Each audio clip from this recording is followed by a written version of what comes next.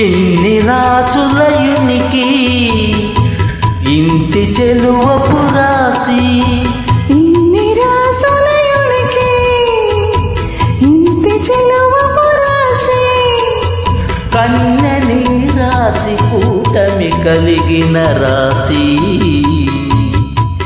ఇంటి చెలువపు రాసి.